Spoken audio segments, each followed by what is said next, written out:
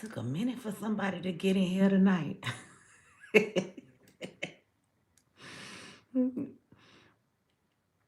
y'all, what y'all laughing already? What we laughing for? It took forever for some people to get in. I feel like I've been sitting here a minute. I'm gonna give everybody a second to come in here. I don't plan to be here long, but I got something I gotta say. I got some good news I have to tell everybody. I have announcements to make. But then we have to talk about the title. Y'all know me. I sit back, I let everybody say what they gotta say, and now I have something to say. We're gonna address the elephant in the room that people want to tiptoe around. We're gonna stop acting surprised as black people when shit like this happen. I'm not understanding. What is you surprised about?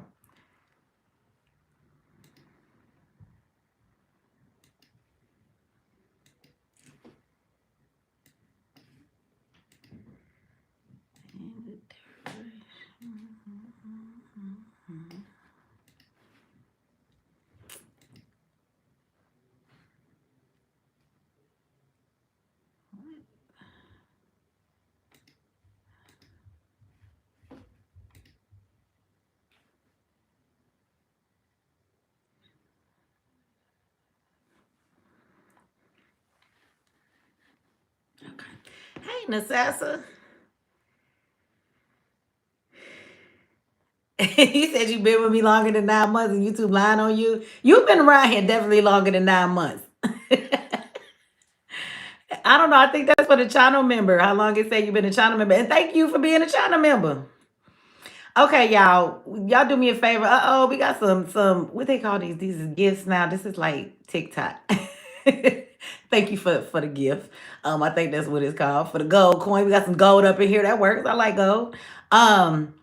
Y'all do me a favor, like this video, y'all. Share this video. Subscribe. If you want to talk junk in the chat or you want to say nice stuff, you got to subscribe to say any damn thing around here. So shout out to everybody saying something because that means you subscribe. And thank you for the gift.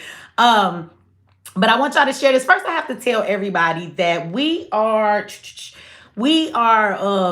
is doing some things. And so we need to announce that. So if there's anybody in the North Carolina area, okay, in Kinston, we're going to be down there on, well, I'm going to be there. Q is already there. He's always there. But we have a school, y'all. I know we've been saying this, but we have a school. We have a school. And it got a greenhouse. We got school buses. We got a cafeteria. We got classrooms. We got everything. Somebody go tell Umar Johnson where the is his school at, because we got one, okay? And I don't even know if this is what Q is trying to do. But shout out to my brother. I have watched Q, oh my God, for so many years. He started this thing so small with just his kids, and it has grown to so much. So we are accredited, y'all. So Zyx is accredited. So no matter where you go, it is accredited. We have relationships we're building with colleges. Can your kids go to college out of Zyx? Absolutely, okay? And a lot of other things that we're working on doing. But I also want y'all to know, for anybody who wants to enroll their kids in Zyx Homeschool, it's a STEM curriculum, but we also have everything else that your school say we supposed to have and a whole lot more, right? But it is now completely income based. So if you make nothing, you pay nothing, and you can enroll them kids, baby. And if you are in North Carolina, we are enrolling kids right now because that is our second location for this year. So if you are in the North Carolina area in Kensington, and you are in that area around there, guess what? Your kids can come. If you got to go to work, they don't got to stay at home, right? But if you are in the North Carolina area and you still want your kids to go to school and you want them to do it at home, that's fine too. But we have a building for them babies, okay? And we can take a couple hundred kids. And so I'm going to give you guys more details, but in the next couple of days. But I will be down there on the 17th. That's next Friday. This Friday. And I will be there till the 26th. So I will be there almost 10 days. But we are going to canvass the area. We need to let the community know that we are there so they can come and enroll these babies. We have compared the reading skills and graduation skills and literacy skills to the school that is in that community. Oh, and we beat them out the water. So get your kids out that damn school. If you are in the area, we are enrolling kids right now. You can go online to Zyx Institute. I gotta go. Let me see if I could go in here and put the link in the chat. But you guys can go to Zyx Institute and you guys can enroll right now, okay? No matter where you are. But it is based on your income, okay? So again, if you whatever you don't make, guess what? The state gonna pay it for you because we're an accredited school. So shout out to Q. He is growing. He's gonna have the funds that he needs. We will be in a position real soon where he can have all the teachers he needs. He can open all the schools that he needs to open. And so if you guys in the area, y'all email me. I'm gonna give you more details. But we are looking for people to help and volunteer, right? So we're not asking you for no money today. Although if you would like to give some money to the school, they can still use it because the checks ain't got here yet, okay? All right? But we do need some people to come and help. So if there's anybody that would like to offer their services to help with landscaping, we will be there. We will be cleaning out the greenhouse. We have a greenhouse, y'all, that we got to put together so these babies can grow this food and eat it and give it to the community, and they can eat it as well themselves, right? And so we do need some people to help with that. If you have landscaping abilities, we have all of the plants. Well, we will have all the plants, the rocks, the boxes, the flowers, the trees, and the breeze, and whatever the hell else belongs in the front. But if you would like to help us with that, we would love your help, right? We also need people to help us to canvass the community and pass out the flyers and let everybody know that we are in the community, to be there to help the kids. Let me see. We also need some painters. Of course, we will have all of the supplies, okay? We do need somebody to resurface the asphalt for the driveway and the basketball court that we have outside, okay? If somebody would like to come and help with that greenhouse too, we would love to clean it up and all of that good stuff. And so if any of you guys can help with this, or if you can at least point us in the services direction and you could give us a discount, that would be greatly appreciated, okay? So if y'all want to come out and help and do that, y'all need to let me know. So you can email me at Mechee X. I'm on my phone. Tomorrow I will be on here. I will be back. That is my word. It's bone, okay? And I don't usually be giving my word because I know I will leave and y'all will not see me for 1,700 days and then I come back. But I will be back. But if you guys don't have it, y'all should by now. But I will make sure I give everybody the link. I just want to give y'all the heads up. You can go over to Zyx and start enrolling in babies now, no matter which state that you are in, okay? And it is based on your income. But if you are in North Carolina, again, if you're in Brooklyn, we have our Brooklyn location that is expanding every day. And they doing some really great stuff in Brooklyn too. But North Carolina, we in the house. So we got a whole big old school, okay?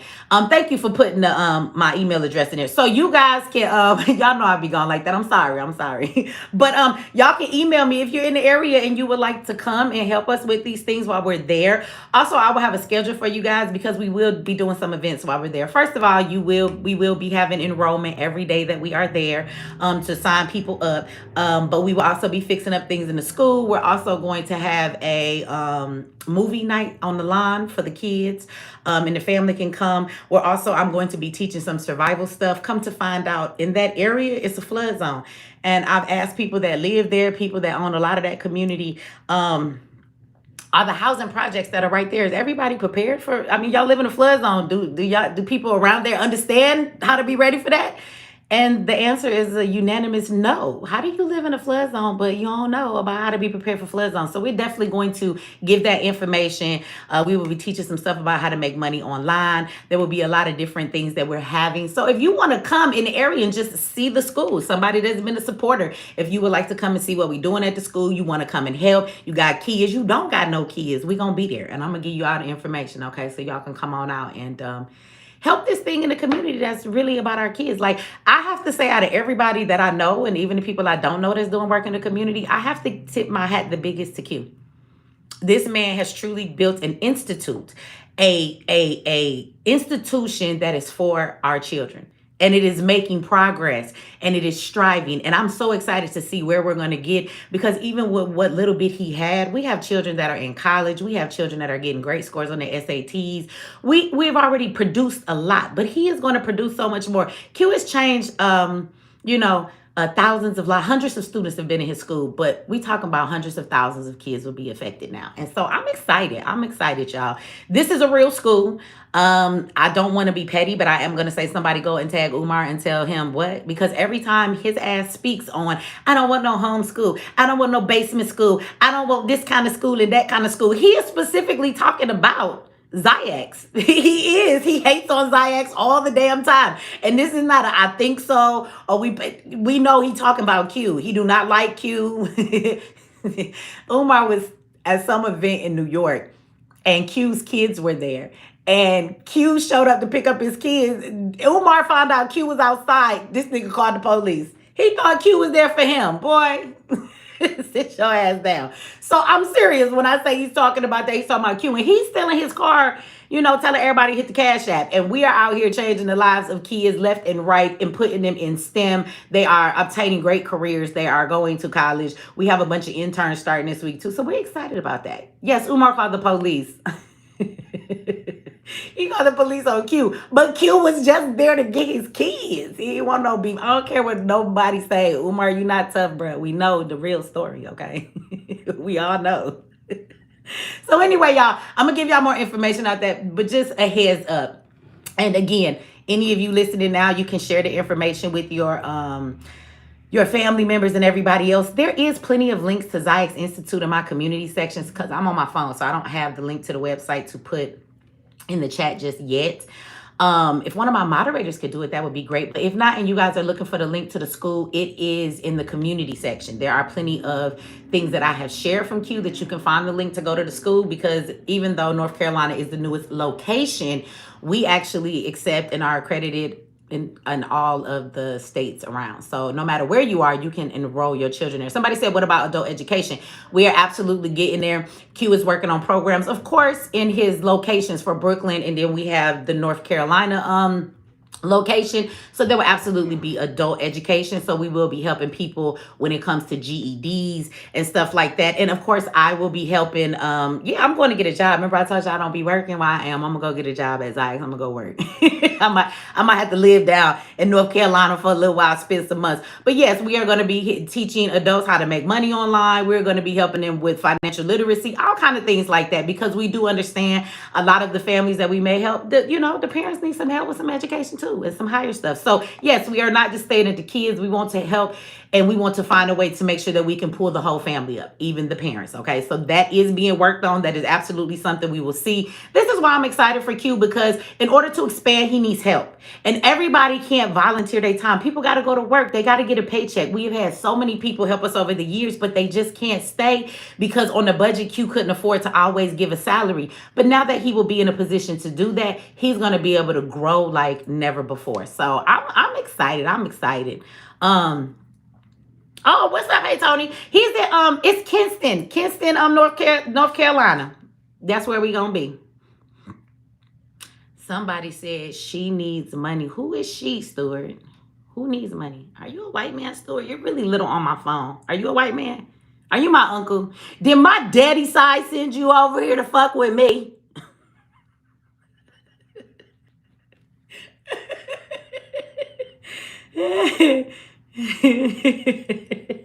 Okay, somebody said, okay, you near Greensboro?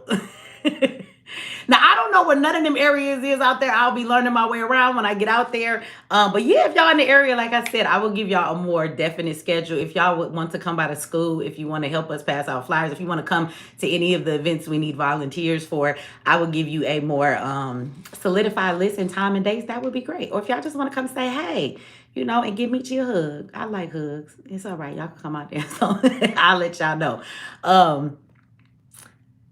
You didn't answer my question. She needs money. You ain't say nothing else. Who sent you, bitch? Well, since I need some money, white man, you look like you white. Send me some. My Cash App is, I need some money. $signs. Like, that's not really my Cash App, so don't y'all send no motherfucking money there because it's not going to go to me. Okay, y'all.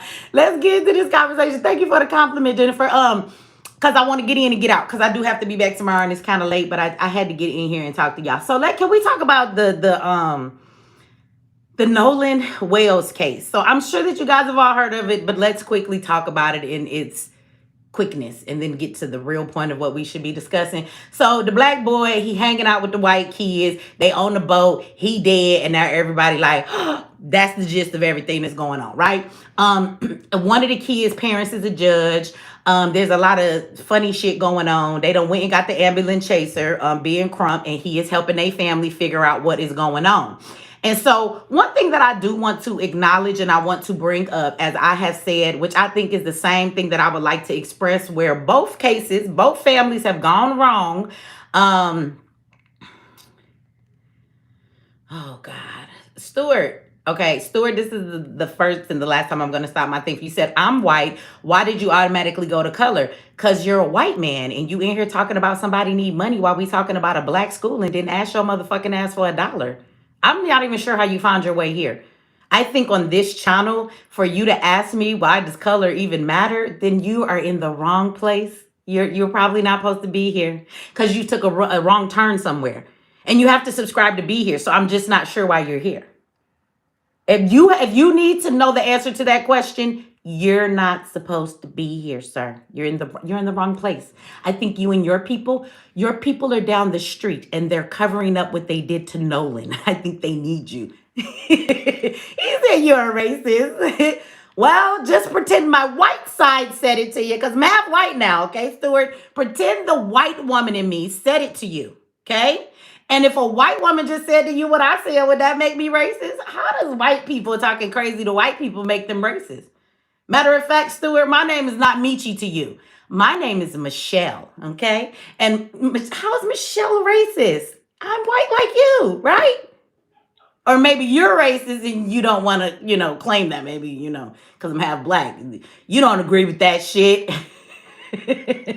You in the wrong part of town, boy. I think you need to back up out of here. You're not supposed to be over here. That's how we talk to y'all in our sundown towns, right? Tell everybody in my chat the truth. This is how we talk to black people, right? Come on, where my white cousins? When they get in there, boy, you ain't supposed to be in these parts. You know how you talk to black people, Stuart. Tell me. Let everybody in the chat know. Tell them that you're not supposed to be around these parts, boy. That's what's wrong with Nolan. He wasn't supposed to be around them parts. He wasn't supposed to be around them parts. So let's have that conversation. Like, y'all, come on. I know that y'all like Mechee, this shit gonna never end. I know that it's never gonna end, but I'm actually getting tired. I'm actually getting really tired. Okay, I like them little fingers, all right. And they fat, them like my fingers. Y'all give me the fat fingers, so my fingers is fat too. I see you, DJ. Thank you for the gift. But listen, let me stop playing and let me get serious. I don't understand why we keep acting so shocked. I'm actually getting mad that I'm mad at black people because I'm tired of us always acting like we're so shocked at what happens to our people. Like, are y'all serious? Where does Nolan live? Does anybody want to say where Nolan lived? In fucking Mississippi? Mississippi. I'ma just say Mississippi, and I just want y'all to, just for a moment, marinate on nothing more than the fact that he fucking lives in Mississippi. Now, maybe some of y'all don't understand what I mean when I say Mississippi. Now, if you live in Mississippi, I am confused as a black person how Nolan's family or anybody in Mississippi that is black can think that it is safe and it is okay for you to go anywhere hanging out with these white folks when you are 1.5 of the black people that are in the crowd. Now, if you don't go to Mississippi and if you've never lived in Mississippi, then I could get maybe you not knowing. Somebody said, I live in Mississippi. So do you want to tell people how in Mississippi, or are some of y'all so used to it, you do not see the racism? When you go to Mississippi, you step back into Jim Crow day. When we talk about sundown towns and we make jokes, Mississippi is the place that you will really go missing if you go to a sundown town. Mississippi is the place where black boys are found lynched every month and nobody says nothing. I don't care if he's found upside down, hung by his toes. I don't care if he is found in a bag with a bag over his head in the water. I don't care if he has been asphyxiated. They will tell you he took his own hands and choked himself. Every month, there is somebody black, a boy, a man, a black man mostly, and they are found lynched. Now, when I say lynched, that means they could be hanging from a tree. That means that they could be floating in the water somewhere. And every time it happens, they say, it's suicide. Oh, thank you for the alert. Shout out to y'all for the gifts. They got some new gifts. I ain't been around in a while. I ain't seen none of these. But I mean, let me just keep going, because Mississippi is when you walk into the area and you start driving through there, the racism is in the thick of the air. Mississippi is where the Goon Squad lives. You remember Rankin County, or maybe you don't. So we have Michael and we have Eddie. Michael and Eddie lived in Rankin County, okay? In Rankin County, the police officers, which are called the Goon Squad, there is a sheriff in that town there. And the sheriff that is there has never been challenged, so he is never taken out of his seat. Nobody even runs against him. Word is, he is the leader of the Goon Squad, the grand poobah of it all. Because y'all seem to think that racism really went away because we live in 2026 and Martin Luther King told your ass with that dumbass speech. You like, we finally made it. White boys and black girls sitting next to each other in class, and now your ass dead because you want to sit next to the motherfuckers on the boat in Mississippi. Nigga, this is not Brooklyn. This is Mississippi. These officers, let me tell you what they did. They didn't even wait to pull nobody over. They said, when we get off work tonight, we going on a run. Let's go lynch a nigga. Did y'all watch the case from 2 years ago? It wasn't that long ago. So the Goon Squad texted each other. They found a house where a black man was staying. And the reason they felt the need to come get him is because he was living with a white girl. How dare he? Y'all, I keep telling y'all, see, y'all thought that I was being funny acting or I was being a bit extreme when I kept saying to black men when I first brought my ass up here, stop chasing after these white girls. This woman is bedridden and is sick. But in this day and age, 2 years ago, Rankin County police officers felt that that white disabled girl was still better than any nigga to be in her house. And that man lived there because he was a high school friend and he was helping her with her disability. Well, she went to the hospital. They knew she was at the hospital and that he would be home alone. They didn't know that his friend Michael would be on the couch spending the night. They came and they said in their text messages, look and see if there's a camera in the front. If so, we'll go around the back. They kick in the door. The police. They torture both of them for hours. They pistol whip them. They tase them and see how many tasers they can take. Whose taser is the strongest. They make them bathe together. Then they find the lady's toy, intimate toy, and they sodomize both of these men with it. Then after they do that, they stick a gun in Michael's mouth just to scare him. And the man accidentally pulls the trigger. And the only reason I say it's accidental is because they weren't supposed to make a mess for themselves. He didn't mean to. He didn't die, though. And the story came to fruition. But see, I've been to Mississippi.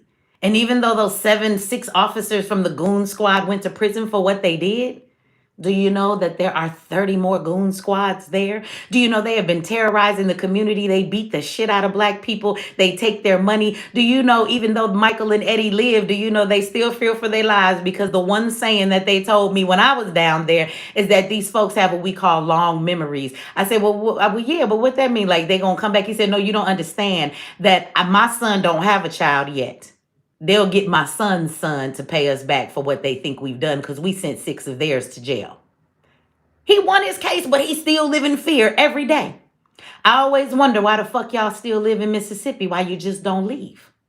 Shall I keep going? Mississippi is the place where DeMonterio, the UPS FedEx driver, I forget which one he was. Shout out to DeMonterio. We spent plenty of time with him. That is where he was delivering a package. Mississippi. And the white people decided to come out and stand in the road and with a gun and tell him to stop. When he tried to go around them, they started shooting at his truck. There were bullets in the boxes, in the packages. They hit everything else, but God, thankfully, not DeMonterio. Those boys and that daddy who shot at him because he was just trying to deliver a package with a whole UPS uniform on, they said they thought he was trying to steal a package. Well, they're related to the police department because that's usually how the fuck this works. So they never filed any charges against those people. And we called Crump and asked if he would help with the violation of our rights. He told us he doesn't take cases like that. And if you want clarification on what kind of case I mean, he don't take cases with live bodies. You got to be a dead nigga for Crump to take your case. That's what he meant. Because the racism was there and he could have helped DeMonterio get his justice too. But the check was not there because DeMonterio is not dead. So he would not help him. Oh, but he all over Nolan case. I bet he is. Mississippi is the same place where I think the man's name is Dexter Wade. The police officers ran over this man, killed him, picked his body up, threw him in the back of a truck, didn't care about getting him no care, took him to the popper field in the back, labeled him as a John Doe, and threw his body in the goddamn grave. Had his mama looking for him. He was missing. He had been reported missing. It was almost 200 days before she realized the police had buried him. The motherfucker said, we didn't know how to get in touch with his family members. Well, when they got his body out the grave, this man's wallet with his ID and who he was and his address and everything was in his motherfucking pocket. Because they just ran him over and they said, oh, well, it's just a nigga. Pick him up and throw him in the field. And they did. The police did this. Now, none of this stuff happened in 1910-buck-2 racism. No, baby, all of this stuff has happened within the past 4 years.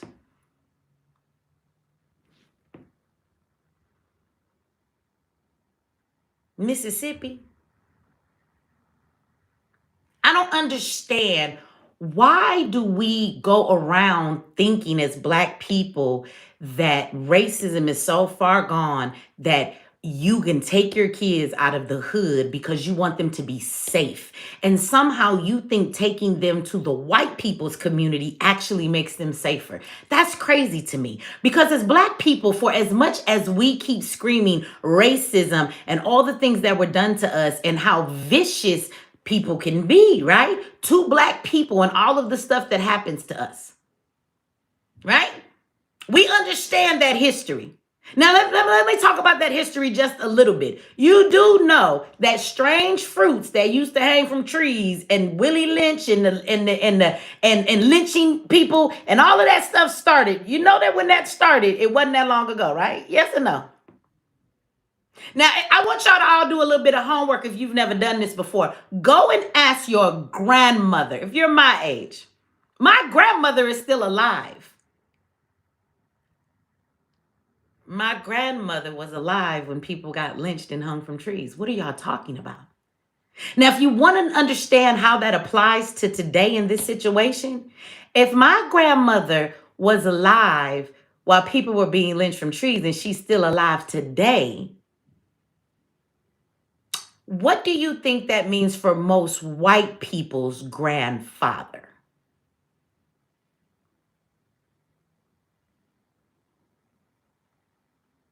I'm just saying.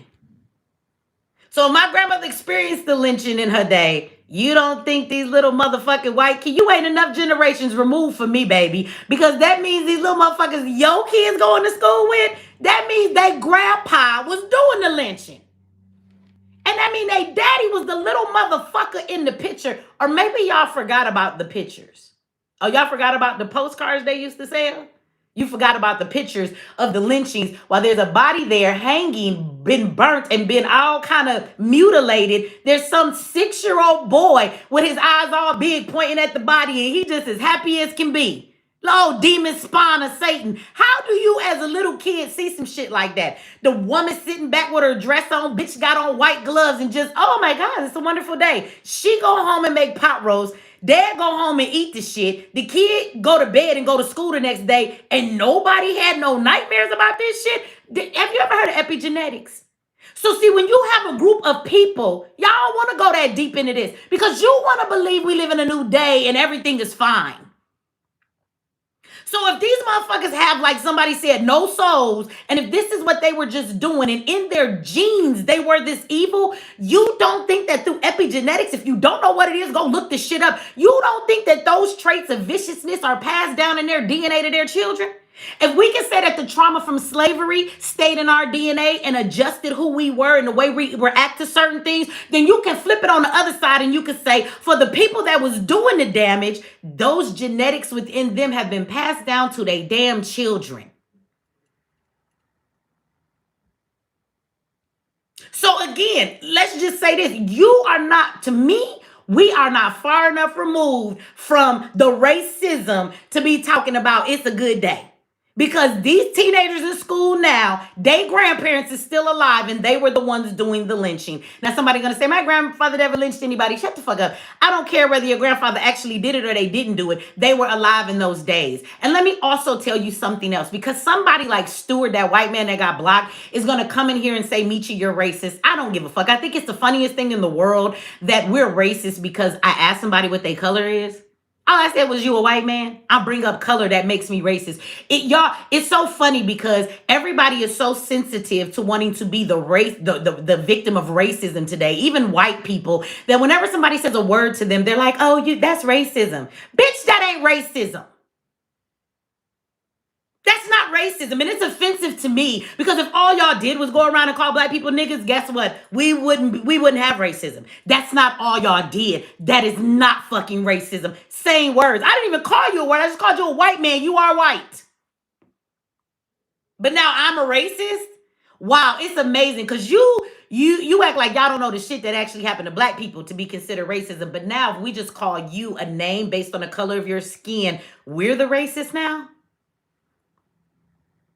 Shut the fuck up. That is just idiotic to me. And white people love to do this reverse racism. Now they're being racist towards us. And even if we were, let me tell you something. I wish that we could give back to y'all the shit y'all gave to us. I wish that with every fucking ounce of measure, we could give you back equal what you gave to us. I wish we could. I wish we fucking could. But we don't. And y'all sit here and cry about people being racist to you because of words. You do realize that if I call you a cracker, that's not me really being racist to you. Because if you call me a nigga, at the end of the day, there's history and there's meaning behind that word. See how that works? Like there has to be something behind it that actually holds significance. Just like when people wear blackface and then they say, well, what if I will go around and we'll wear whiteface. There's no such thing as whiteface. The truth is that people should be able to dress up in black paint and white paint and brown paint and be any kind of person they want. But because y'all made blackface a racist thing, there's actually a history and racism attached to blackface. It should just be nothing but paint. You motherfuckers made it so it wasn't. So all of this new day age white people that's in my chat of, oh, when you do it to us, it's racism too. Fuck you and miss me with that bullshit. No, it's not. It's not the same. If a black person put on white face like Drewski did, he's just acting and he's fucking dressing up as a white person. And if you didn't make the blackface shit racist, you would be able to do the same thing. You caused shit and then you want to cry about what you caused. More importantly, y'all want to change the definition of what racism is so that now everybody could be a racist. Because if I was the oppressor and I was the racist person and I invented that shit, guess what? If I could trick everybody and switch their minds and make them believe that everybody's racist, it would make me seem less racist. I would use my power as the oppressor to do the same fucking thing you doing. But I see that shit, bitch. I'm not lost in your matrix. I see it. I see the shit. Ain't nobody racist but you motherfucking white folks. And then there are other people underneath you that you give the ability to be racist to, but the moment you get mad at them, you will snatch their power back too. Like Mexicans. These immigrants, oh, y'all love the white Mexicans because they Mexican because they from Mexico. But that don't mean they ain't white. So you got the white Mexicans, they white too. And they come over here and even though they immigrants, you still will use them to your advantage. And even they come and think they're better than us. But let's explain why they think that. Thank you for the gifts. Shout out to everybody giving gifts. And thank you for the $10 holla. Assassin says, without power, one cannot be or enact racism. I agree. I agree. See, I don't have any prisons to fill up with your kids. I don't have any school centers to make sure that your kids have to come here and then make sure they all graduate illiterate because I give you some dumb bill called No Child Left Behind. I don't have the power to poison your water in your neighborhoods or redline you or send somebody to jail for using the wrong address so they can send their kids to a better school. I don't own any school to prison pipeline, any facility along that way. Okay. So at the end of the day, we don't have any power to oppress you. So words are words. That's called, you know what, prejudice? Y'all prejudice against a lot of people. Everybody has a prejudice and a bias. But racism? Nah, bruh. Y'all got the definition all fucked up and y'all got me fucked up if you ever think you gonna twist that shit and tell me I'm racist. Okay? But I want y'all to understand this when it comes to conditioning, because I want y'all to watch this. As well as all of that stuff that I just said, when we talk about conditioning of black people, we talk about it all the time, do we not? How black women are conditioned and they got the blonde hair, and you know, they told that white women are the standard of beauty, so therefore everybody tries to obtain that. You know, this thing of making black people feel inferior, right? So we have this conditioning that says black people are inferior. It says we're the thugs, that we're the people that are the degenerates, we're not worth anything. And this gets projected to people outside of this country as well. This is why when they come into this country, they already think that we are the piece of shits that they think we are, when the truth is, you know, I mean, the light has been shined on everybody recently, you know, and whether you like Trump or not, he has made everybody become a nigga, and I appreciate that from him. And, you know, y'all crying about they stopping me and taking me to jail, and this ain't right, and they didn't read me my rights, and they held me in a facility for 27 days. And Khalif Broward, bitch. That's what I'm gonna tell you, because you wasn't crying when Khalif got stopped and frisked when they had that law, and black people were getting stopped and frisked, and it was so racist they had to stop the practice of it. Do y'all remember that? And Khalif Broward, who was a teenager, got stopped and frisked by the police in New York. They told him he stole a book bag, so they arrested him and sent that teenage boy to Rikers. They held him for 3 years. They never gave him a trial. They never tried him or anything, and then just released him 3 years after they had him tormented. They made that boy serve a 3-year sentence in Rikers for nothing. He got out and he killed himself later because he couldn't deal with it. Oh, but we supposed to cry because they now doing the immigrants what the fuck they been doing to us, and none of you motherfuckers was in Spanish screaming stop for us. None of you motherfuckers was. But we're the racists because we don't want to help you. So I'm really glad that everybody's being treated like niggas, even white people. And if black people would mind their fucking business, like with this affirmative action shit. What do they call it? I can't even think of it. You know, another way that the government gave some shit to white people and tried to use our names to give it to them. DEI. What the fuck is y'all boycotting DEI? The number one benefactor of DEI, remember, is for people who are in minority groups. Do you know the number one minority group, according to this country, is women? So you know who benefit the most from that? White women. White men benefited from that too. Go look at the list. Then it's them fucking Hispanics, fucking Asians.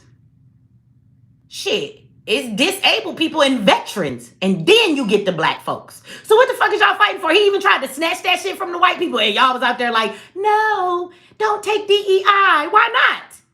Let the white people feel like niggas for once. Let the shit get taken from them. But y'all, we so confused in the matrix, we be fighting for shit that's helping the other side. We got to stop that shit. We got to really understand what the fuck we fighting for before we start fighting.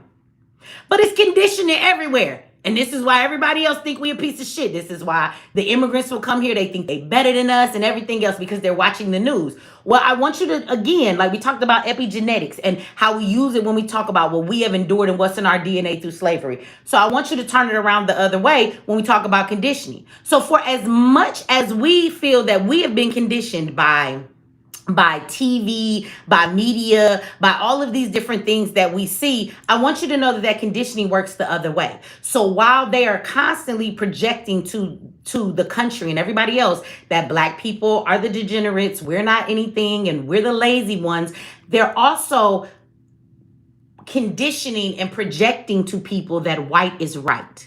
That white is beautiful, that they are the smart ones, that they are the productive ones, that they are the ones that are right about everything, right? So you don't think that that affects white people the other way? So again, I don't believe this. We're not enough generations removed from the lynchers for you to tell me that we're too many generations gone, that their kids still are not raised in a house that's full of racism. The next thing is that if white kids are growing up watching media and TV, they are being conditioned to be told that they are better than black people and everyone else any damn way. So whether their parents teach it to them, America teaches them that white is right and that they are better. So while we're conditioned to feel like we're inferior, they're conditioned to feel like they're superior. So I don't give a fuck. Nolan was the black friend. That's who the fuck Nolan was.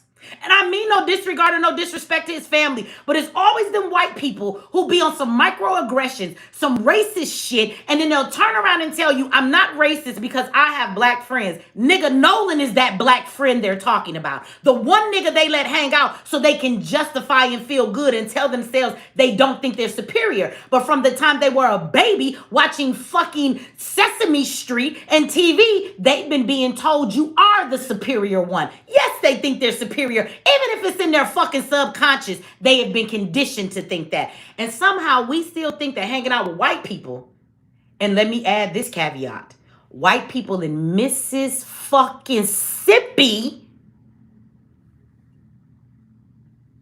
you think you should be able to do that in 2026, huh? Okay. What did it get you? And I blame Nolan's parents. Because y'all always want to, black folks always, well, I made it. So you want to ride your ass out and be around white people as soon as you make it. Because getting away from niggas, it's simple. It means you made it. As black people, why do you think that when you make it, the first thing you want to do is get away from black people? I get wanting a better neighborhood. Why do you want to get away from your own people? And then you go to white people's communities and think that you're safe. And that's where they kidnap people and put them in their basement for 10 years, right? That's where you find those motherfuckers. That's where they will bury you in the backyard. Or that white girl and her boyfriend will be plotting on your daughter because he cheated with her and she's jealous. So now to prove his love, he has to kill her. And they do it. I watch crime stories all motherfucking day long. I got a degree, a bachelor's in criminal justice. There's not one criminal story on TV show that you can show me and I haven't already seen the story. I can tell you what the fuck happened. Y'all act like white people don't kill folks too, or like they don't plot. They're more devious. In our hood, you got to worry about getting shot up by a drive-by. These motherfuckers will literally take you, torture you, kill you, tie you up, untie you, and dump you off a boat. Who the fuck does all that? Both may be murderers, absolutely. The one that shot up the school is a murderer. The one that shot up the neighborhood is a murderer. And the one that dumped you off the boat is a murderer. But the motherfucker that got to turn around and plan and plot, it's much easier to just pull a trigger and not know where your bullets is motherfucking landed. That's a different thing. But to have to be up and close and personal, plot, plan, do things to a body, nigga, you a certified murderer. That's some different shit. It sounds like the same kind of people that would hang a person from a tree, cut their baby out their stomach, and then set them on fire. Sounds like some epigenetic shit that was passed down. So while you running from the black community, trying to run to the white community, you forget that they epigenetics is way more violent than ours is. You gonna end up in somebody's freezer and they gonna feed you to their family for 6 months straight. Keep fucking playing. Go, keep playing. Go get you some white friends. I want you to. I want you to. Shout out to Patricia. Thank you for the $5 holla. Says white people want to be victims so bad. Absolutely they do. They have gotten tired of apologizing.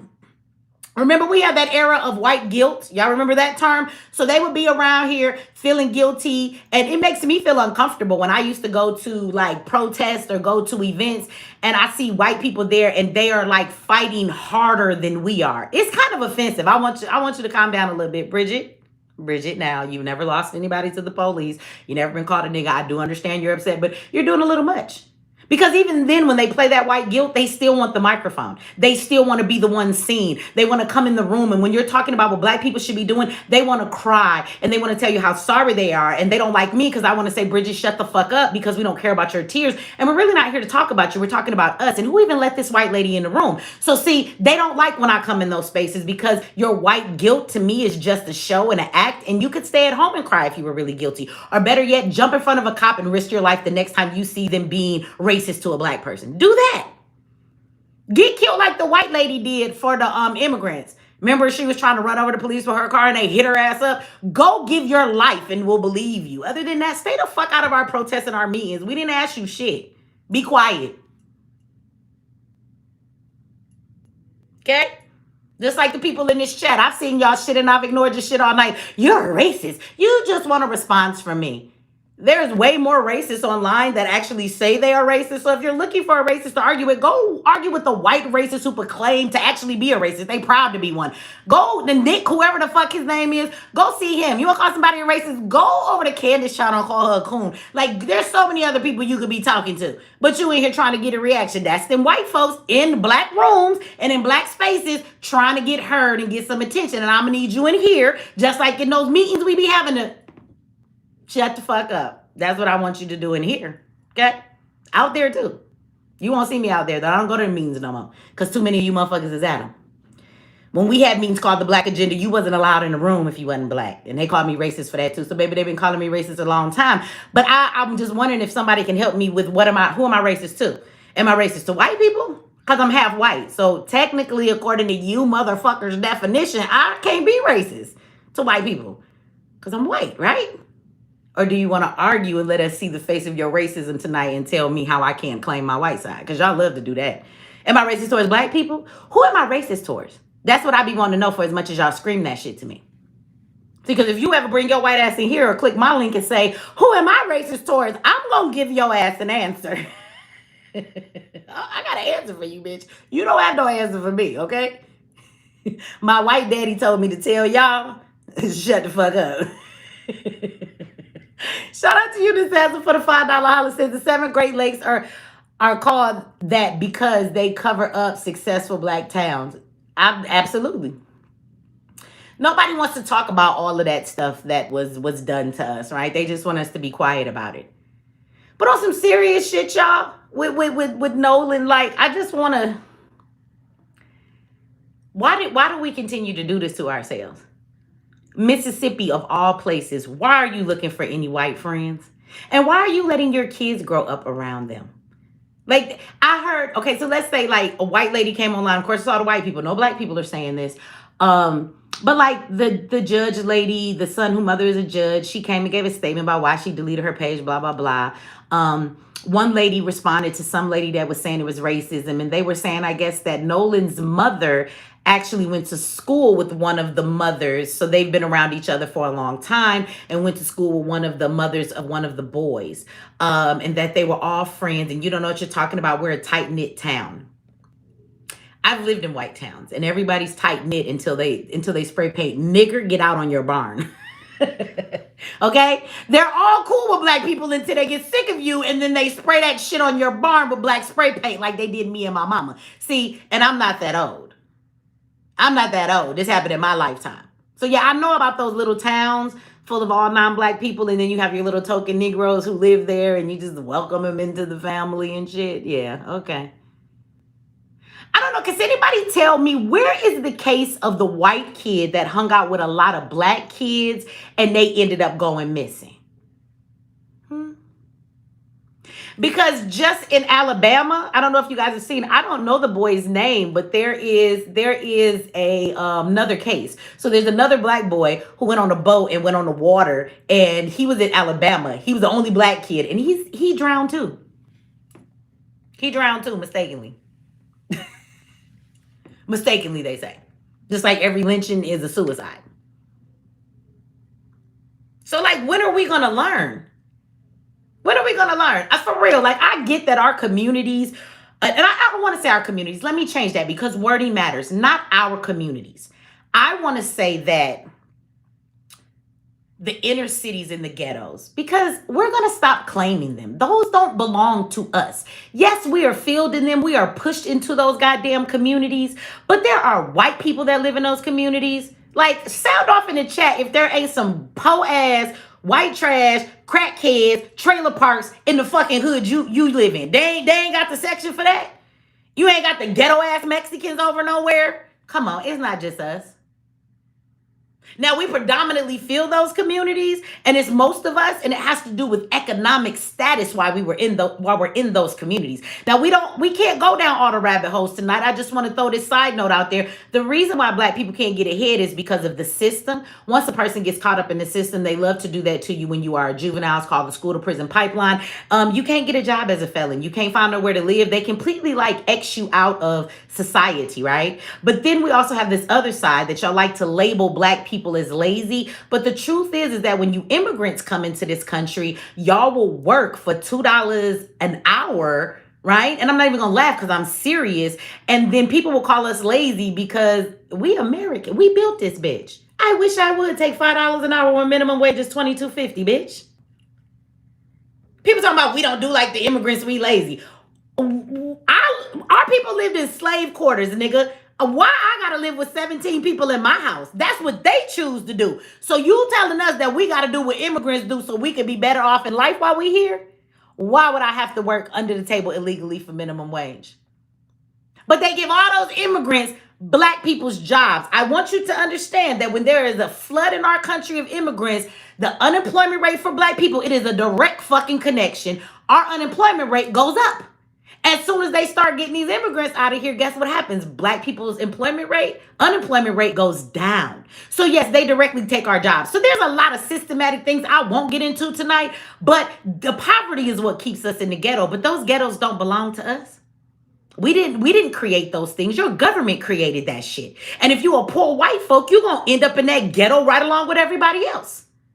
Now, I didn't forget where I was because we talk about these ghettos, but I just want to make sure that you understand we didn't build the ghettos and them ain't our ghettos. Them inner cities belong to the government and they are created on fucking purpose, okay?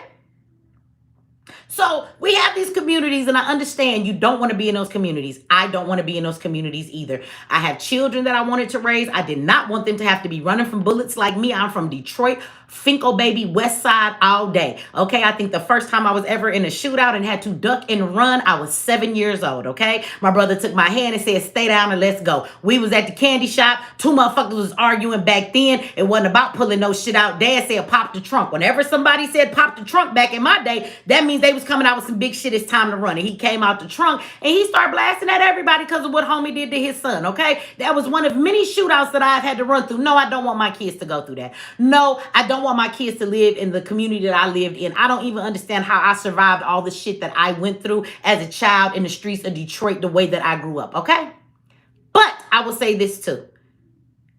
Leaving the ghetto and running to, let's be clear, to a white community is not the answer.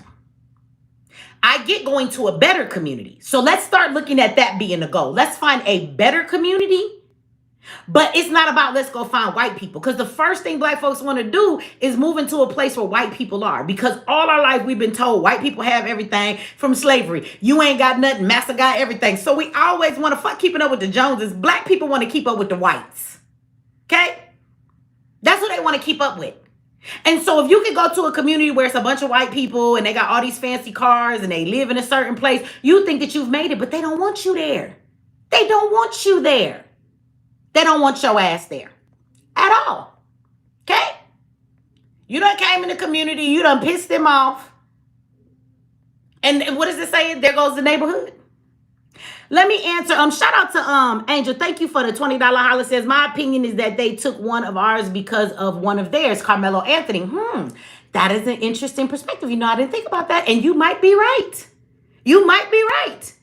You might be right. Because what I have found in Mississippi, let's be clear, what I have found in Mississippi and in Alabama, y'all know we went down there and we were going through all of these cases and getting these people's stories. So we have spent time with them. And let me tell you, after being in Mississippi for a while, when the police understand that you're there and what you're doing, they will target you. Going into Mississippi to go get these people's story and knowing they knew who I was, I would never travel to Mississippi by myself. Never. Never. Okay? Because they do have these packs. And what you don't understand is your police officers, I'm not saying this on some trying to be dramatic. I'm telling you on some factual shit. Okay? From everything I've seen, everywhere that I go. The police officers, the judges, all of them people. The EMTs, the fucking coroner. Do you hear me? All of these people are in brotherhood in organizations that are about white supremacy.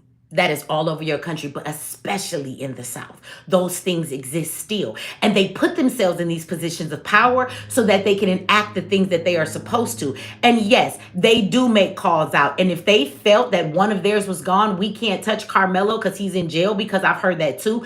People have said Carmelo is good. One thing about the system, the black people are standing with him and nobody's finna do nothing to him while he's in jail. That has come out from a guy who said his cousin is in there. And people have said that he's going to be okay. I mean, and he might be for a minute because it's new, but if he served that sentence, he got a long time to go. But as of right now, but you are right. They will do things like put out a call and be like, well, we need to take somebody else. I can't remember what his name is, and you have to forgive me. There are so many names, but the brother's name was Green. I can't remember his first name.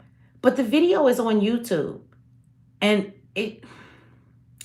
this man crashes his car and the police show up to the scene. He didn't commit a crime at all. His car is crashed. And they pull him out the car and they beat him and they stand on him and they take his life. And you watch the officer that has the body cam on, that as they begin to do what they're doing, he walks away so it's not caught on camera. But you can hear it in the background and you can hear that man's life leaving him. And then when the EMT finally gets there, they sit him up on the gurney like if he's still alive, and he's not. The video is on YouTube because it was a big case, and so the footage is out there.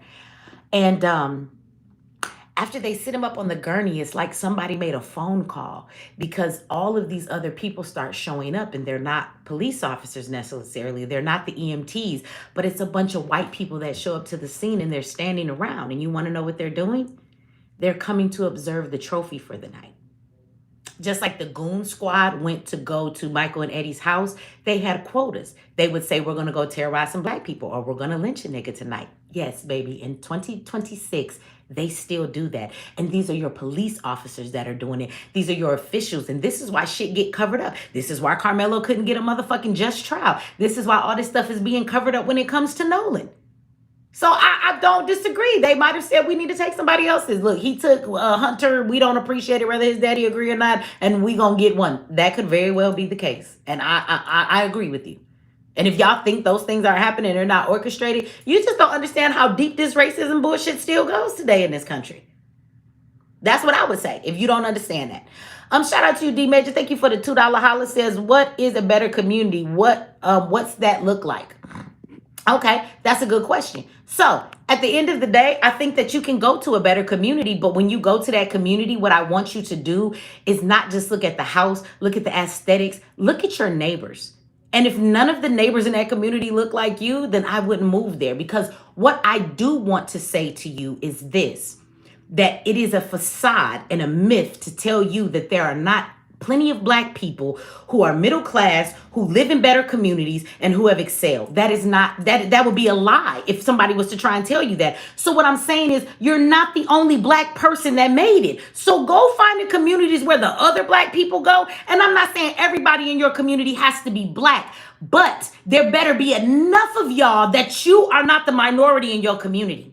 That's what I'm saying to you. And so I would like us to research the communities that we're moving to when we so-called move up in life, and we make sure that we are going to a better community and not a whiter community, because those two things are not the same thing. They're not. I've lived in plenty of suburbs with white people. In Colorado, I was in a suburb. I would say they're white too. They're Hispanics. But you do understand that people that come from Mexico, I mean, Mexico is where they're from. It's not their race. So you do have white Mexicans. So they're Mexicans, but they're white, right? But that's what most of the community was when I was in Colorado for a little while. But I've been in a lot of different communities. And I'm going to be honest with you. I decided when I left Colorado that I was going to go and find a very nice community for me and my kids to live in, but that was a community that was full of people who look like us. So I moved to Georgia. I didn't know nobody here. I don't know nobody here still now because I stay my ass in the house.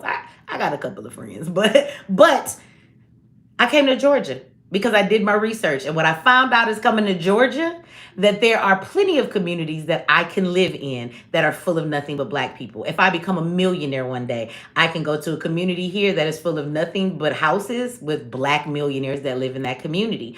And the reason why I want to live around my people is because you don't have that racist aspect. People are human beings. You may argue with your neighbor. You might have a problem with them. They might park in your front yard. You might have to, deal with it. But when you talk to me and I talk to you, I see you as a human being. I'm not going to necessarily see you as less than me. And at the end of the day, what I do know is that my child riding around on his bike in our neighborhood, nobody's going to call the cops on him because a little black boy is riding his bike at night. Because they're black too, and they're just going to see a black kid, and they're going to be like, oh, okay. White people in the community are going to say, who is this black boy riding around on his bike, and assume my son is casing houses just because he's black.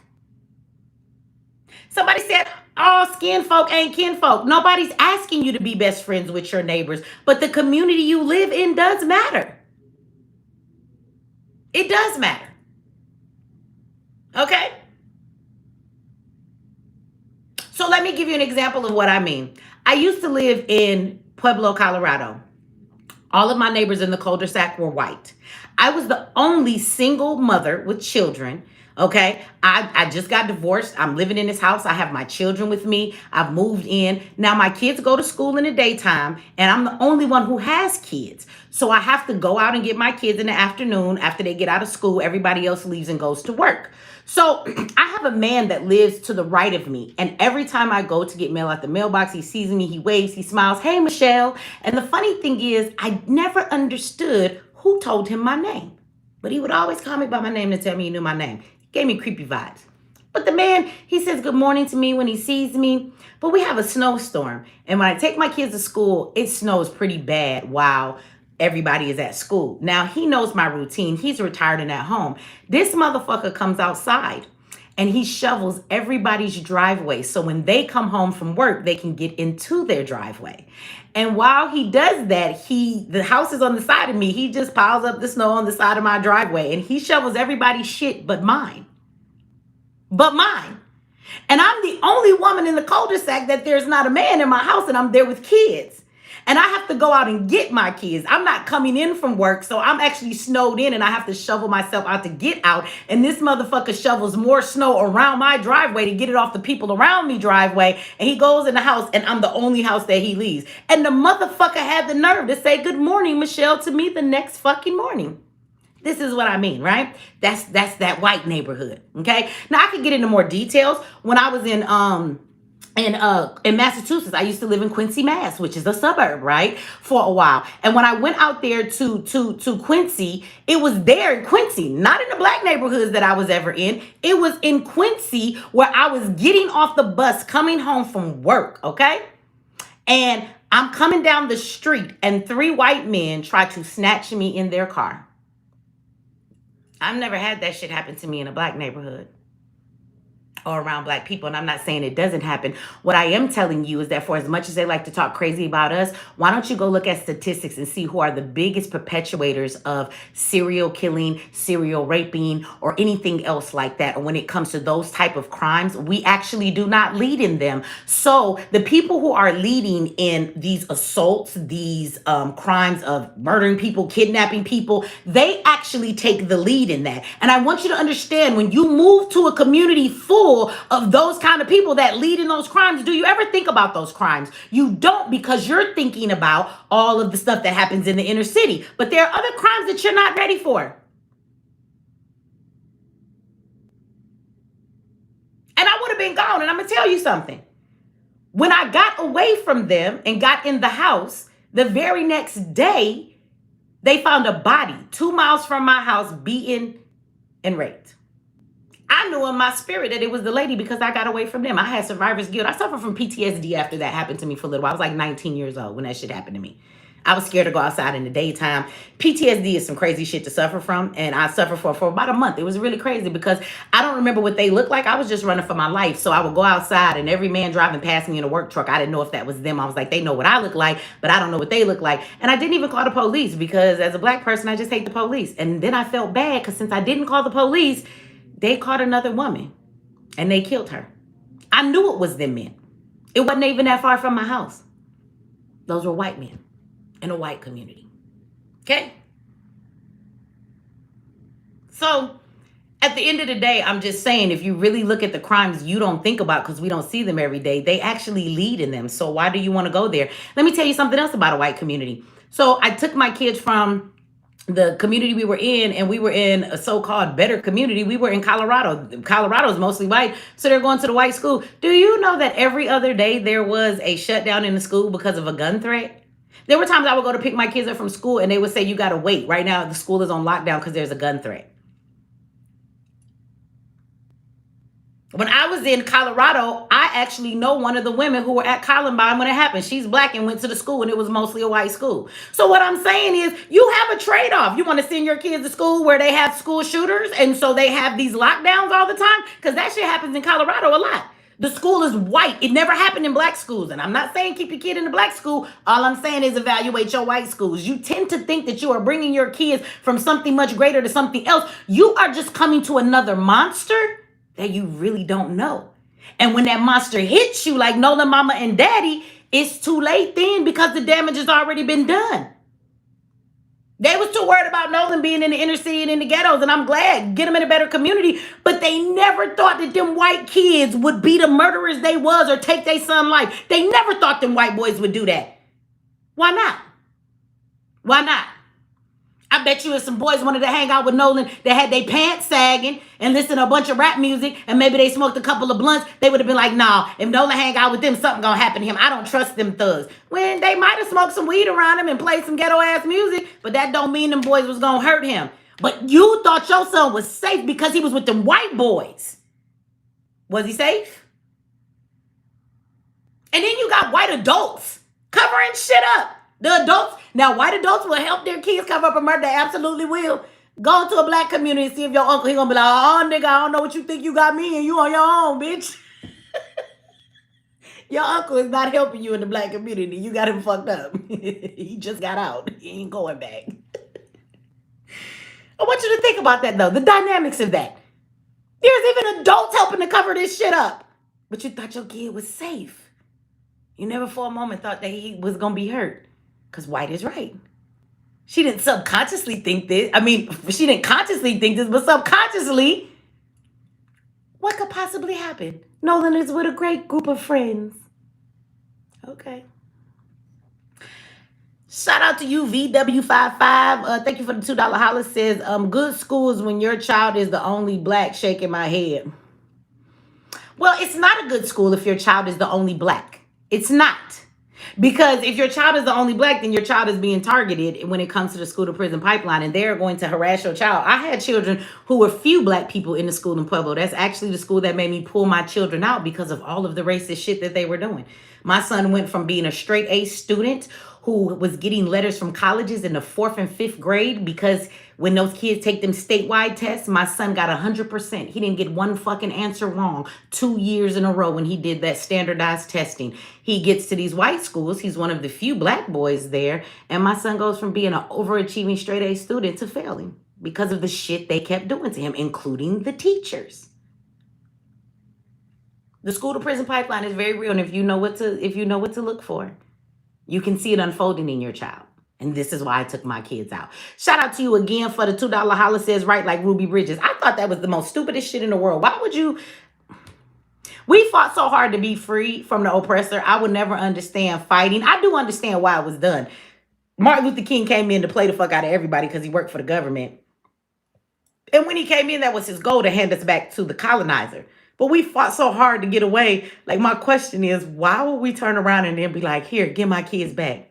Like, we've already gone over this conversation in the 50s, right? Black kids were being taught at all black schools before that happened.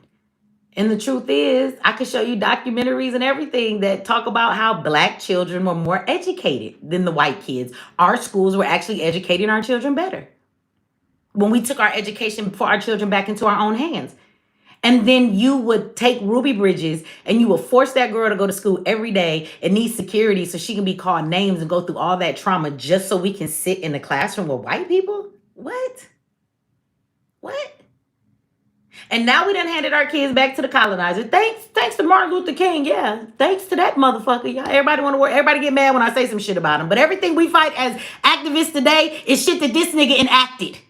Everything he fucked up is what we trying to fix. We gave our kids back to the colonizer, and guess what? Just like on the plantation, our kids can't read no more. No child left behind. And now in our inner cities, we have more kids than ever graduating 12th grade high school diploma can't fucking read. Maybe some of y'all should read and you should go look up these statistics because nothing I'm telling you can't be found. So now we have a generations of black children graduating and they can't read, just like on the plantation. That's what happens when you fucking give your kids back to the colonizer. So thank you. Let me take a break from our sponsor that might not know they're our sponsor, but they're always our sponsor because we love them. Shout out to Mechee X Institute. If one of my moderators can actually put the link, this is why we have Mechee X Institute. Get your motherfucking kids out these schools. Mechee X is an accredited homeschool program, and if you are in Kensington, North Carolina, or you are in Brooklyn, we actually have a facility that you can come into and your kids will be taught. It is a STEM school. So as well as us being accredited and teaching all that other stuff they think we should teach, we're also teaching your kids a bunch of science, technology, engineering, and math. We have children who are the next generation who are building apps. They in there creating all kind of things, right? These kids is using 3D printers. They're making things to gauge the water cleanliness, the air purifying things. They're creating medical things and projects. You should see their science fairs. When Mechee X comes on here, those are the least viewed videos, but those are the ones y'all should watch the most if you really gave a fuck about the black community and building something. Those are the ones you should watch when we have the science fairs and everything else. Them kids that be at that school is amazing, and I would like to say I'm a proud mother of one of those amazing kids. I found Mechee X after I left that school I just told y'all about. It's in Kensington, North Carolina. And we actually are enrolling kids now. I will be giving people more information. There goes the school right there. It is accredited nationwide, and it is based on your income. If you don't make nothing, you don't pay nothing. If you don't make much, you don't pay much, right? So at the end of the day, all you got to do is go in there and fill it out. So you can enroll your kid. It's fully accredited. We are partnering with colleges and things like that right now. So absolutely, you can enroll your kids. But if you're in the North Carolina area that I was talking about, you guys, we have a beautiful school. So those kids there, we have a greenhouse, so they will be learning gardening. There's tons of stuff on top of all of the other stuff that they're learning. They're going to be learning gardening as well because we have our own greenhouse. We have buses and everything. So yeah, if you want to get your kids, and we have compared the numbers at the school there in Kensington. Y'all kids is not doing math right. They ain't reading that well, and we compared their statistics to reading and their levels to our kids, and Mechee X is blowing them out of the water. So the one school that's there in the area we're going to, where we are in Kensington, that school is failing all y'all children. So if they there, take them out and bring them to our school. So that was just a little note from our forever sponsor. Shout out to Mechee X Institute. Okay. Yes, we're all grades. Yep, D Champion, all grades, K through 12. We also have children, and we are getting certifications to help with that more too. But even if you have children, my son is on the spectrum. He is Asperger's, so he is more high functioning. But absolutely, we even have children that have disabilities that can come into the school. Maybe you have a child that needs to stay at home and they can learn better over the computer because they, have some type of disabilities. Well, they can come on to Mechee X as well, right? And even if you have children that are on the spectrum, we have children in Mechee X that are on the spectrum. Yes, they can go online. So it's a homeschool program, but it is accredited. So your kids can go to college, they get diplomas and everything. And it is online. So we are accredited all across the country. But we only have 2 locations as of right now. So we have the location in Kensington, North Carolina, and in Brooklyn. And we will be adding more locations as we go. But we have two locations right now. Now, if you have a location, it probably wouldn't happen till next year because we got to get this one going in North Carolina. I'll be down there spending some time, a lot of time. But if you have a building or a space, even if it's for lease, but you have a space in your place, let us know about it. And we will be glad to come there and open more. So we hope to have plenty of locations across the country when it's all said and done. But right now we are opening our 2nd location. So y'all come in and see us and get them babies in North Carolina to that school. And if you're anywhere else, you can start enrolling now for the upcoming year. Fill out the paperwork and everything. Get your kids enrolled. Put your information in there. And again, just like if you get food stamps, Medicaid, or anything else, it's income based. So I know some of y'all Q needed money to keep going. And some of y'all was like, I can't pay the tuition, even though he never turned nobody away. But if any of y'all are like, I can't afford the tuition, you can now. You can now. So go ahead and sign back up. Shout out to you for the $2 holler. Says financial education is also extremely important. Absolutely it is.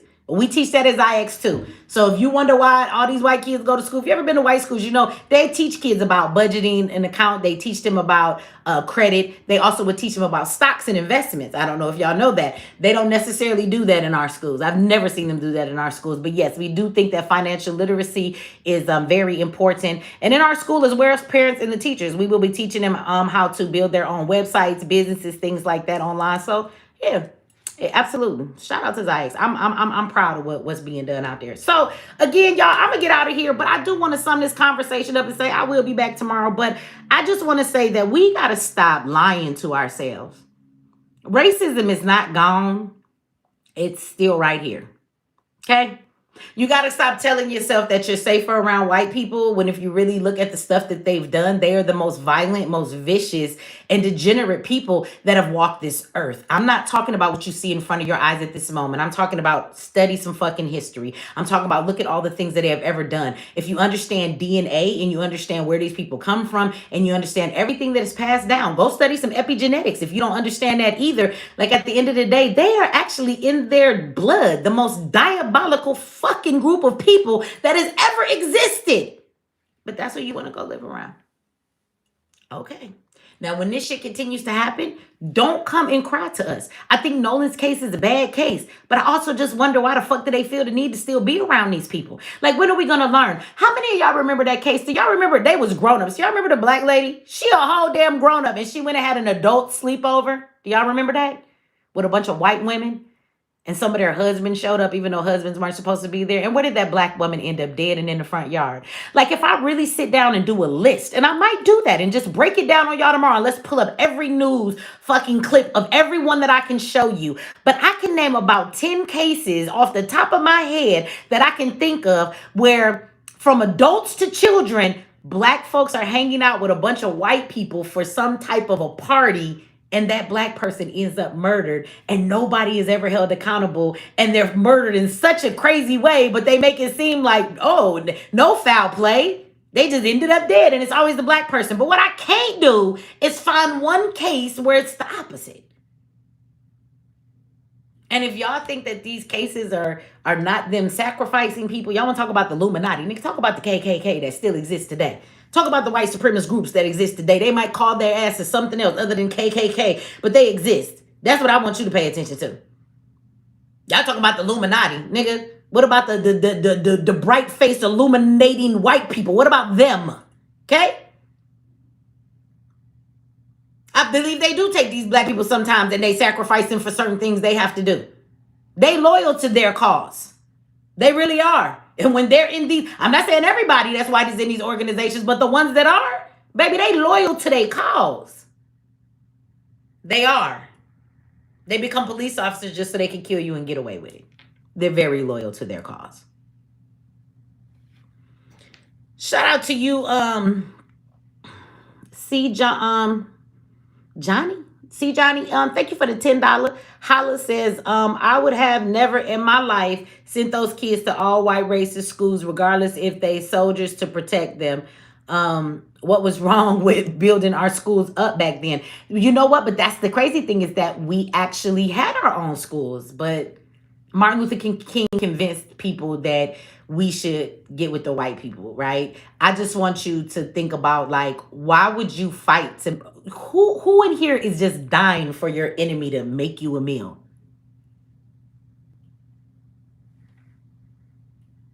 Like, if you just got into an argument with your friend or somebody, like, do you even just... I don't know about you. When I go to the fast food drive-thru, if you are in the car talking shit because they can hear everything on the speaker, I'm not ordering no food.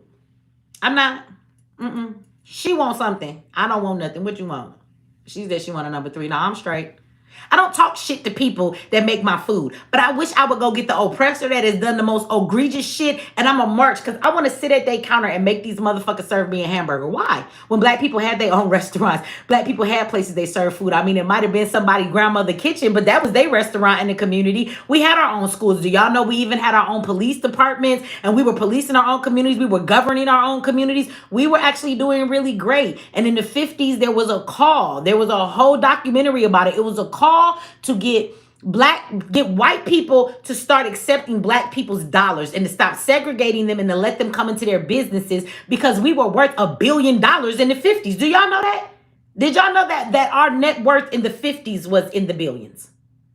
Now it's in the trillions. So they did a whole documentary and put it on TV about how the black families were thriving. Most of them had televisions in their house. Their children are actually more educated than ours. And they talked about all of this. And they found that there was so much money they were missing. And black people were so like couldn't wait to run and give it to the white people, that the boycotts and the civil rights movement actually put black businesses out of business. We had our own movie theaters. We had our own cab companies, y'all. Don't believe the hype. Go talk to your grandparents. We had our own cabs and all of that. But when they boycotted the buses, they boycotted the black buses too. And if you don't believe me, you can go ask Dr. Claude Anderson. He talks about it all the time. He has an interview on the Breakfast Club, and he knows because it was his family that owned the fucking buses. So I'm just saying, we had all those things. And while we're fighting to build up institutions like Zayax and everything else, guess what? Once upon a time, we already had that.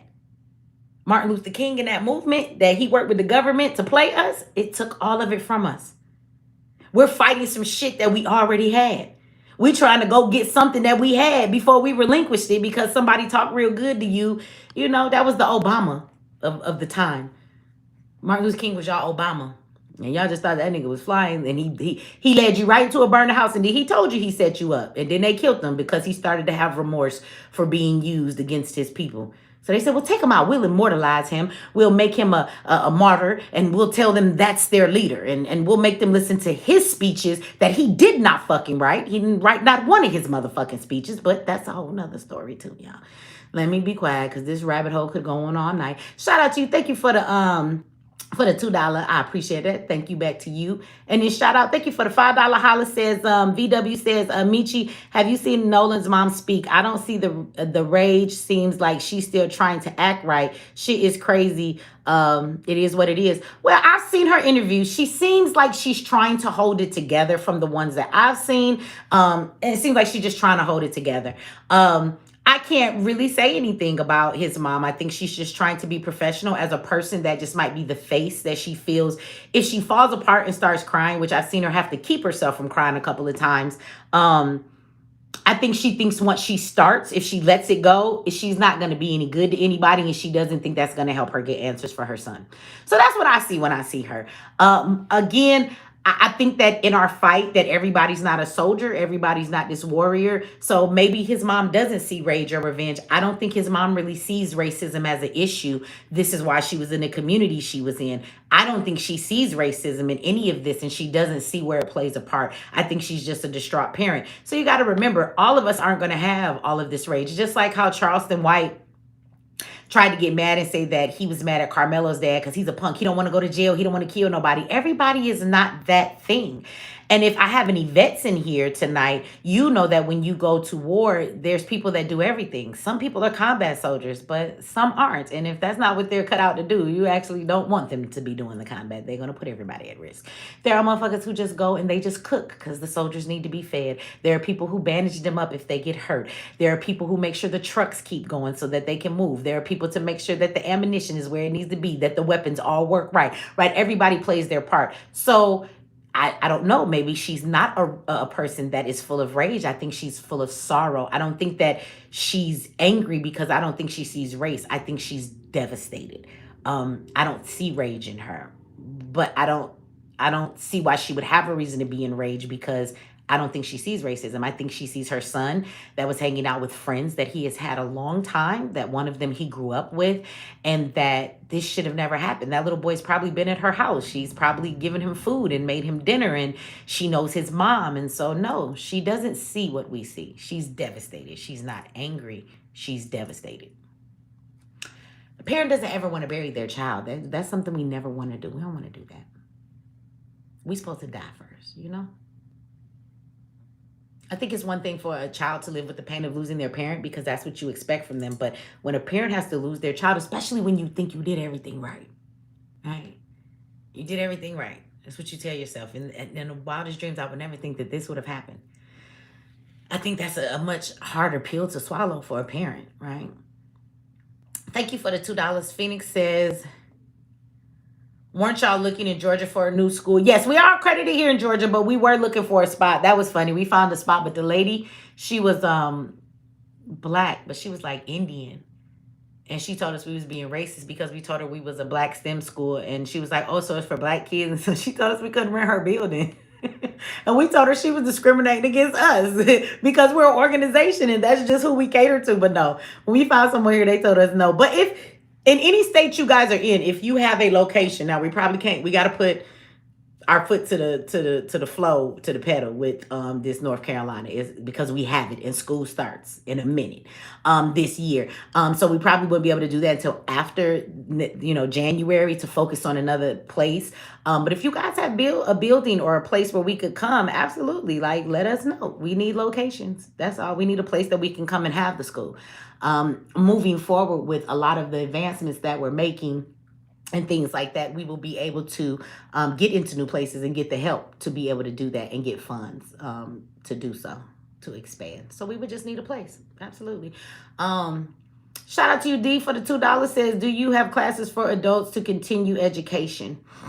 When you mean like continuing education, like we don't have like college classes, but like we do have like we don't have it just yet, but he is this year putting in and implementing like GED classes for the adults and things like that. He is also working with some people, so just give us a minute for some certificates. So yeah, there will be like some certifications for like tech things, like coding and different technology things. We have some people that will be helping to do some certificates for that. So he is working on that. So he absolutely is working on other things for continuing education for adults as well. So it's in the works, in due time. Shout out to you for the $10. Said, it's me, I'm just saying. In the house says, math since 1968, when I was smart in math via black school, went to white school in Mississippi. White teacher got mad because I finished lesson first. She marked every problem wrong and an F on my paper. That's when math confused me. Wow. That's crazy. But I believe that. I believe that. My son that was smart, they used to do that to him too. He would finish fast, or he would ask questions of the teacher and she couldn't answer them. So she would get mad at him and say he talking back and send him to the office. This is the type of shit I'm talking about. And then he would be in the office for 2 hours waiting for the principal to be like, don't talk back to your teacher in class. Now go back to class. After he done missed tests, he done missed 2 hours of class now. He done missed other classes. And they just kept doing shit like that to him. Yes, when your kids are smart and they go to any school, white school or these black schools, right? It's like they teach your kids not to ask questions, just be programmed. And when a kid try and check them, they do. They say it's talking back or whatever. And these teachers sometimes be wrong. You tell that's why they take them out of school. You tell my kids that Christopher Columbus discovered America. My kids are going to tell you that's not true. And then that's going to cause a problem in the classroom. Now they calling them a troublemaker. If you say we celebrate Thanksgiving, my kids is going to say this was a slaughter. And they're going to give a history lesson. And now the teacher's going to be mad. So again, yeah, I can't keep my kids in them school. Now, you can talk about that in Zyx. We even have like social justice programs. Them kids learned about a lot of stuff in Zyx. I can bring my son in here ever since he was 12. My son will tell you the definition of a colonizer, but he doesn't just go into here. He talks about all the countries that have been colonized. He gives us the history. He'll talk about all the reparations that we are supposed to have that come from the Catholic Church, from the Jews and everywhere else. They teach them a lot of stuff in there. So again, you have these classes if you don't want your kids to be a part of them, but there's a lot of extracurricular classes in there that your kids can take. And learning about social justice is absolutely one of them for our children as Zyx. We think it's important for them to understand the government and the way that things have played out in this country and the way the history has brought us to where we are. And that's in all things.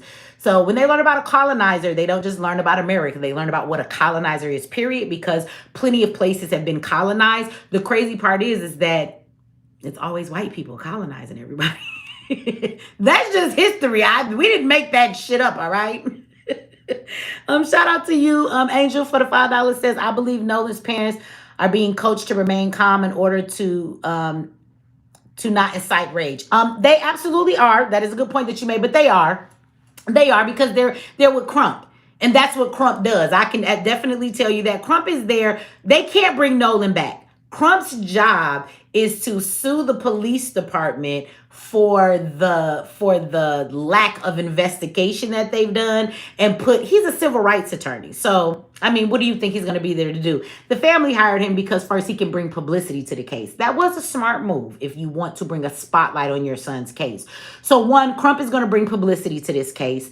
But two, the only thing that he's going to fight for, what he's saying is that their rights are being violated because this case is not being investigated like it should. So because of that, the police department is liable for not fully investigating things the way they should, or letting evidence not be collected, or taking too much time. So they're botching the case, and it's like they're doing it on purpose. And so he's there to get the check. And he wants them to act a certain way because that's what gets the check. I hate to say this, and this is nothing against Nolan's and them family, because I'm not there at them tables. But what I will tell you is that when Crump comes to the table, what this tells me is that there's going to be a settlement that's probably going to happen. They're going to get a check, but in order to receive that check, there will be some criteria that Nolan's family will have to answer to, right? And what that is going to be is things like what you just said. They're not going to be able to incite riots. They don't want people to say angry things, because being that this has taken on a life of its own, and now so many people are talking about it, everybody's involved and attached to it. And a lot of people are saying it's about race, even if the parents are not. So what they're not going to be able to do in order to get that settlement, they're going to have some requirements too. And they're going to not have to talk about things in a way of racism or certain things that will incite problems. So Crump is definitely telling them to be quiet and just make it about your son. Let's not make it about anything else. I'm not mad necessarily at him telling them that right now. I wish that somebody would have told that to Carmelo's parents, because Carmelo, daddy, side note, he is online right now cussing people out. I follow this man. I want him to shut up. Andrew, shut up. He's online right now on Facebook 2 days ago, posting things that people have said about his son, trying to correct where they're wrong. Bruh, shut the fuck up. You have a dream team who has volunteered their services to help your son. Crump is even a part of that team, which he's letting, I think he has other affiliate attorneys that are probably going to help with that. But at the end of the day, you have the dream team. Your son is going to get another trial, and I'm sure at that trial they are going to kill it. That boy is not walking off scot-free, but he is not going to do 35 years. Your job now is to shut the fuck up. But he's still online running his mouth. But he hired Charleston White. So his father makes some bad decisions. He really does. And I just need him to, nigga, sit down. Like, I don't know, smoke a joint, bruh. Like, drink a beer or something. Just relax. Let your wife give you a back rub. Y'all go somewhere. Love on each other for the weekend. Get the fuck offline and shut up. Please. Please shut up. He doesn't. His dad is he's a mess, and I'm not trying to judge him, because I get it. You hear all this stuff about your son and you want to fight for him, but he hasn't learned yet that all of this online shit played a part into why he didn't get no sympathy with the jury. Explaining yourself, and he ain't learned that lesson yet. Boy, be quiet. You, as far as Carmelo can win, Carmelo done won. Carmelo got this dream team. He gonna get another case. Right now, your son is winning. And what is happening for you? Shut the fuck up before you destroy that for him, okay? That's what you need to do as a daddy. Shut up. I get why he let his wife talk all the time, because he probably puts his foot in his mouth. That's why he lets the wife talk, because she minding her business. He online talking too motherfucking much. So, but they shouldn't have been in that neighborhood either. So again, they wanted to be around white people, and I'm not going to fail to say this either. Like, Carmelo's girlfriend is a Mexican. Now, I don't mean that deserves anything that happened or nothing like that, but it's like, we always fighting for niggas who don't want to be niggas. I ain't fighting for that shit. I already knew the system was corrupt. I don't know why y'all expecting anything different.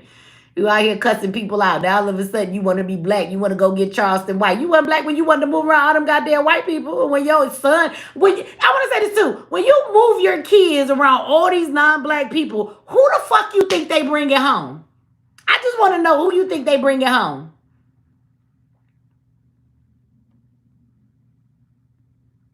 I just, as a parents, do y'all think about that shit either? Do you? Somebody said it's his girl. Oh, she said it's his girlfriend still with him. She might be right now, but I promise you she won't be there in 35 years, okay? It's not happening. I'm just saying. So she's with him right now, but I mean, she's a teenager. I don't know how long that's gonna last. You know what I'm saying? Anybody go to jail for 20 years, you should leave them. I don't care who they are to you. You should leave them. Okay? If you're not married and you ain't got this commitment, I'm out. Okay? You got 20 years, but you get 10 years. I ain't waiting for you. Somebody said she not there now. I don't know. Somebody said Nolan girlfriend white. I don't know. Is Nolan work? She probably is. I don't know, but I wouldn't be surprised. But I mean, keep that in mind too, y'all. When you're raising your children and you like, I want a better life for my kids, so I'm gonna move out to the suburb. What does that better life actually qualify as? Because you moving your kids out the ghetto, when you take them and raise them in a white community, what you're doing is actually instilling in them that, you know, racism doesn't exist. See how we could be around these people and be a certain way. And then they actually kind of lose touch with the blackness that they have. And they start to think that if black people are not proper like them or live in the neighborhood y'all live in, they start to look down on all the other black people. So it can be a tricky thing. And then if you place your teenage son or daughter when their hormones are raging and they're dating and they're liking boys and they're liking girls, and you sit them in front of nothing but non-black people, who the fuck you think they bring it home? Who you think they bring it home? So do you want your son not to be with a black woman? Then go to the white neighborhood, because that's exactly what the fuck gonna happen.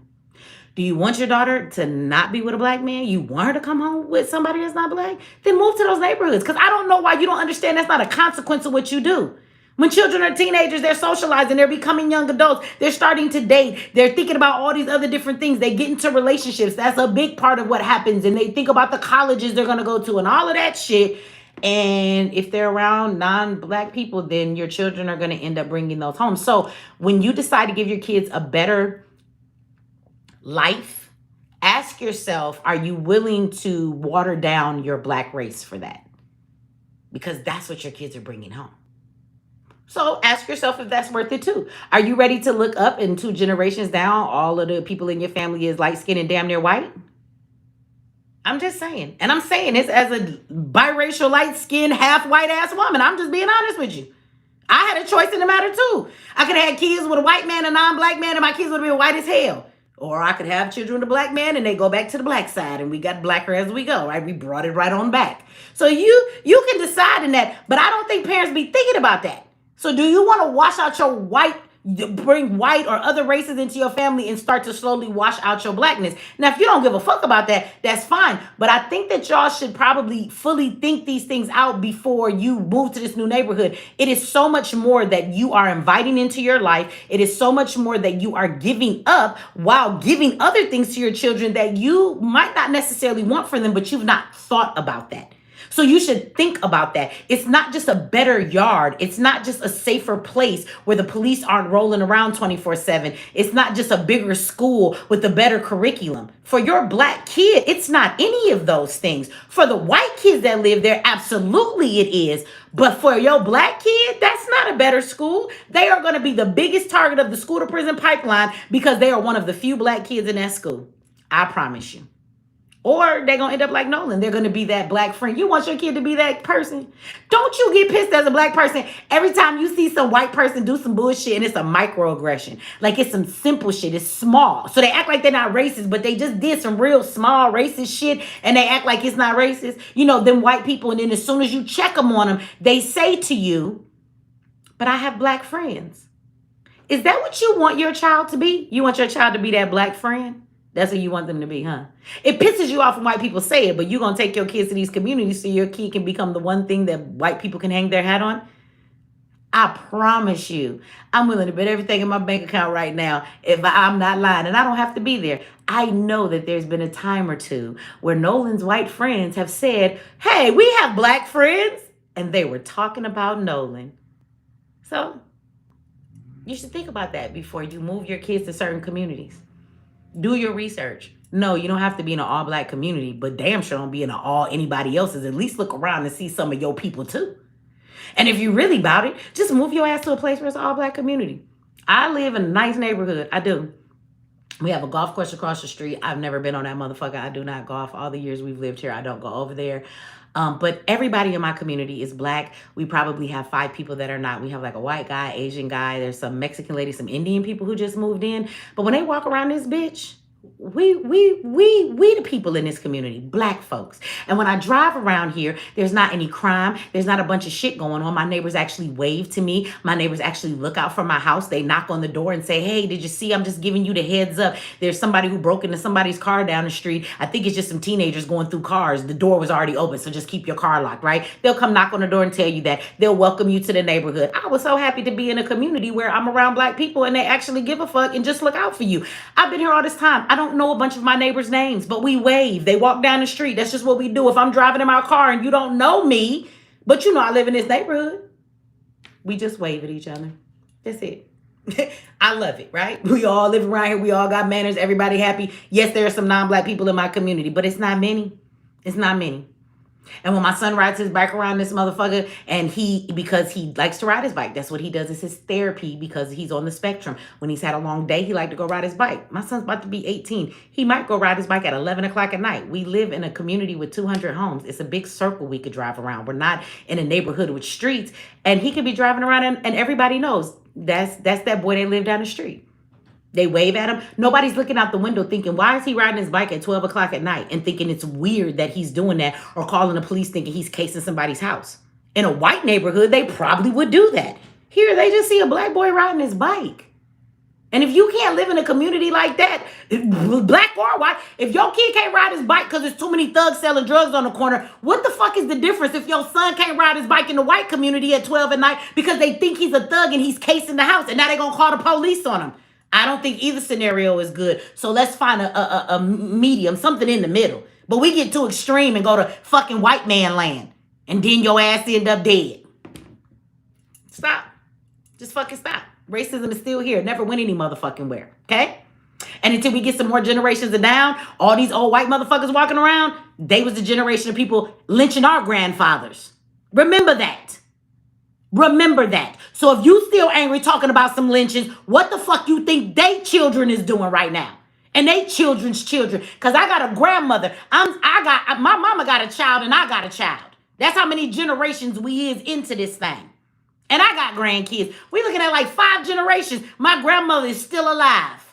So you got a lot of generations before you tell me that shit ain't there no more. Okay? Your grandfather was trying to hang mine. Bitch, my kids can't hang out with yours. I'm just saying. With that said, y'all, I'm going to get out of here. Thank you, everybody, for the super chats and all that stuff. I'll be back tomorrow. If y'all want more information about Zyx, if you go over to the community section, I do have the link to the school. Shout out to my moderators. They were putting it in there. But if you want to go look at the school, we are enrolling now all across the nation. Accreditation and everything. And it's a STEM school. So put your kids in it. We're going to prepare them for the future because regular degrees and all that type of stuff is going away, right? If your kids don't know how to do tech, there is no future for them. That's where the jobs are, right? So that's what we're making sure they do. We building the next future's black scientists and engineers, okay, that are creating all kind of things. So y'all go over there and check them out. Put your kids in a better place. And if you are in North Carolina and Kingston, you guys, our second location is opening, okay? And I'll give y'all some more details tomorrow when I come back. I'll post some stuff in the community section as far as dates and exact times we will be there that y'all can come and check us out. All right, y'all. And there go the link. Shout out to you. Thank you, D Champion, for putting that in there. I'm going to get out of here. Y'all have a good night, and I will see you guys tomorrow.